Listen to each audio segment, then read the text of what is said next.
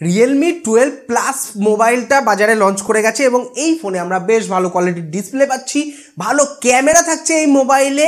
এই ফোনে পারফরমেন্স আমরা দমদার পাচ্ছি, চার্জিং স্পিডও ঠিকঠাক থাকছে এবং লুকস ওয়াইজ ফোনটা দেখতে খুবই সুন্দর করা হয়েছে। তো এই মোবাইলে আমরা কি কি ফিচার স্পেসিফিকেশন পাচ্ছি, মোবাইলটার দাম কত, মোবাইলটা কেমন হবে তোমাদের জন্য, সেই সমস্ত ব্যাপারে বিস্তারিত জানতে হলে ভিডিওটা শেষ পর্যন্ত দেখো, অনেক কিছুই জানতে পারবে তোমরা এই মোবাইলের ব্যাপারে। তো শুরু করা যাক আজকের ভিডিও।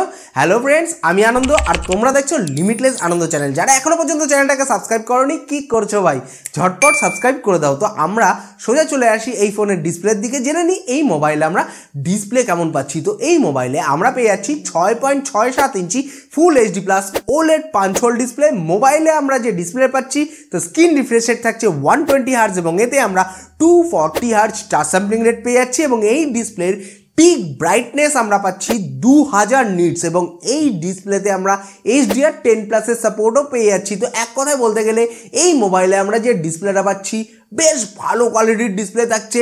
ভিজিবিলিটির কথা যদি বলি, ইনডোরে তো ভিজিবিলিটিতে কোনো রকম তোমাদের সমস্যা হবে না। হেভি সানলাইটেও যদি মোবাইলটা তোমরা ইউজ করো ভিজিবিলিটি খুব ভালো থাকবে, মানে একদম তোমাদের ভিজিবিলিটি নিয়ে কোনো ইস্যু থাকছে না এই ডিসপ্লেতে।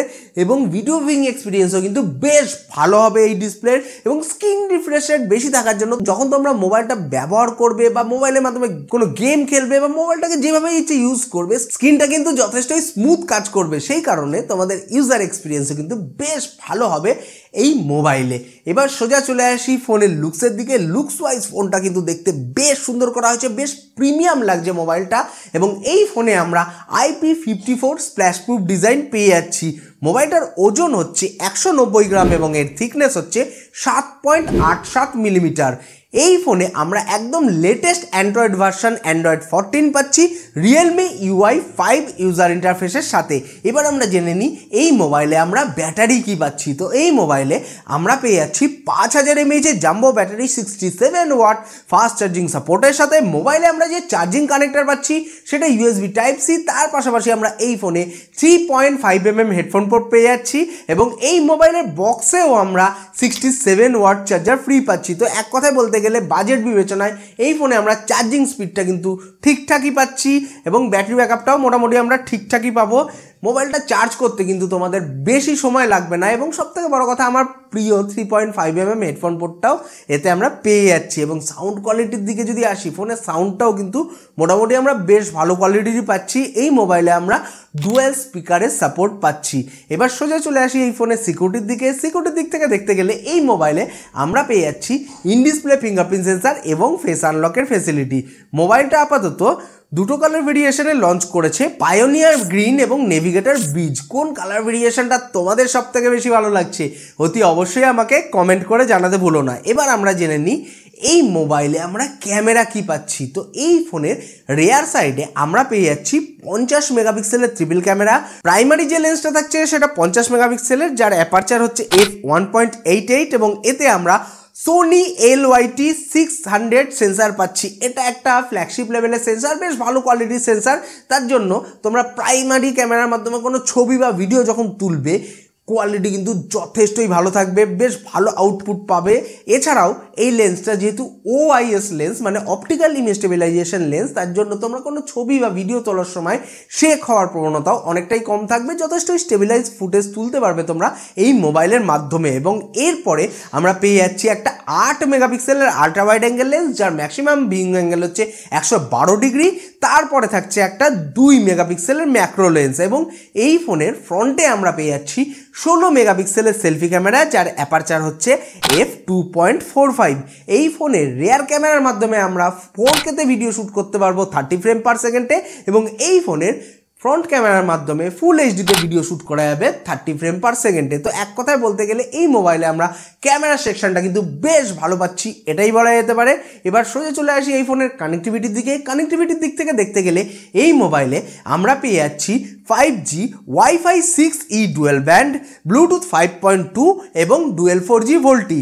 এবার আমরা জেনে নিই এই মোবাইলের পারফরমেন্স কেমন, মানে এতে আমরা প্রসেসর কি পাচ্ছি। তো এই ফোনে আমরা পেয়ে যাচ্ছি মিডিয়াটেক ডায়মেনসিটি 7050 প্রসেসর, এটা একটা 6nm অক্টোকোর প্রসেসর যার ম্যাক্সিমাম ক্লক স্পিড হচ্ছে 2.6 GHz এবং এতে আমরা মার্লি G68 MC4 জিপিইউ পাচ্ছি। তো এই মোবাইলের পারফরমেন্সের কথা বলতে গেলে মোটামুটি এই ফোনের মাধ্যমে তোমরা বেশ ভালো গেম খেলতে পারবে, মাল্টিটাস্কিং করতে পারবে। অল ওভার এই মোবাইলের পারফরমেন্স তোমরা বেশ ভালোভাবে একদম ল্যাগ ফ্রি ভাবে যথেষ্ট স্মুথলি মোবাইলটাকে তোমরা ইউজ করতে পারবে, সেরকম কোনো তোমাদের সমস্যা হবে না মোবাইলটা ব্যবহার করতে। একদম খুব হাই এন্ডের কোনো কাজ করতে গেলে, হাই গ্রাফিক্সের কোনো কাজ করতে গেলে তখন তোমাদের একটু আধটু সমস্যা হতে পারে, কিন্তু ফোনের যা বাজেট, যা দাম, সেই দামের বিবেচনায় কিন্তু এতে আমরা পারফরমেন্স ঠিকঠাকই পাচ্ছি, এটাই বলা যেতে পারে।